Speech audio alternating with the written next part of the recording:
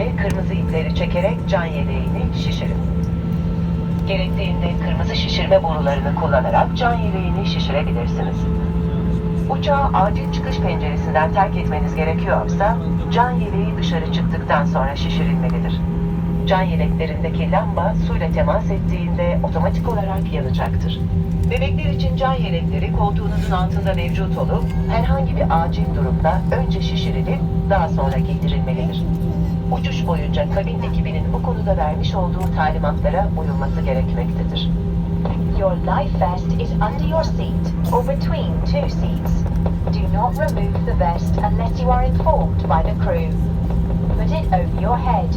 Attach the straps to the connections in front, then tighten it by pulling the straps. Just before leaving the aircraft, pull the red handle to inflate the jacket. If necessary, the red inflation tubes can be used to inflate the life vest. If you have to leave the aircraft through an emergency exit window, the life jacket must be inflated outside the cabin. The signal lamp on the life vest will be illuminated automatically upon the direct contact with water. Infant life jackets are located under your seats. It must be inflated first and dressed on after in case of an emergency. It is important to comply with the cabin crew instructions during the flight. Uçuş emniyeti için tüm el bagajlarınızı ve şahsi eşyalarınızı başüstü dolaplarına yerleştirerek emniyete alın. Ağır el bagajlarınızı, kırılabilir, dökülebilir eşyalarınızı da önünüzdeki koltuğun altına yerleştirin. Herhangi bir tahliye esnasında tüm el bagajlarınızı uçakta bırakmanız gerekmektedir. Bu durumda kabin ekibinin vereceği tüm talimatlara uymanız, sizin ve diğer yolcularımızın yaralanmasına engel olacak ve uçağı en kısa sürede terk etmenizi sağlayacaktır. Uçuş emniyeti için uçak modunda kullanılan tüm elektronik cihazlarınızı ve cep telefonlarınızı düz uçuş esnasında kullanabilmeniz için uçak moduna alarak kapatmanız gerektiğini hatırlatır, ilginize teşekkür eder, tekrar iyi uçuşlar dileriz. Place your hand baggage and personal belongings into the overhead bins. For stowing heavy hand baggage or fragile items, use the space under the seat in front of you. In case of an emergency, leave all your baggage behind you. In this case, if you follow all the instructions which are given by the cabin crew, will prevent you and the other passengers from injuring and will allow you to evacuate the aircraft in a shortest time. May we remind you, for flight safety and use during cruise, please set all your electronic devices and mobile phones in flight mode and then switched off. Thank you for your kind attention and have a nice flight.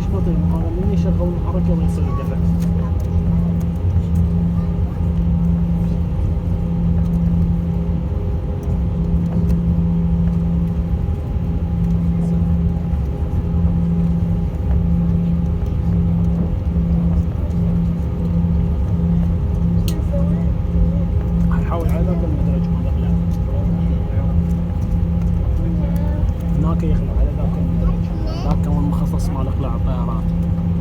مو هذا لا هذا هيجي واحد سيدور من هناك يبدي يعشق يوصل 80 ويصعد.